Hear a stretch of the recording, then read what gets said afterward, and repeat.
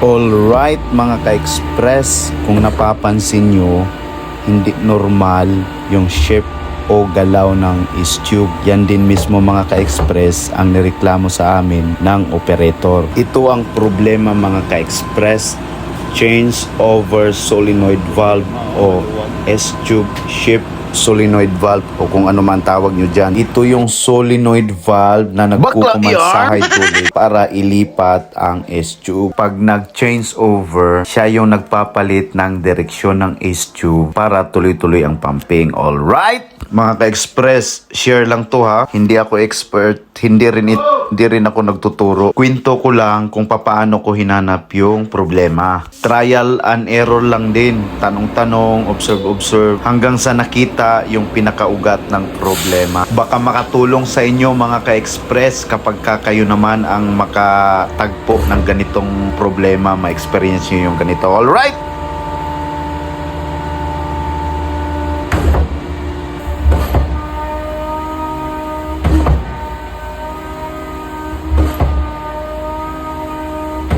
Alright! Salut! Bye-bye! Ciao!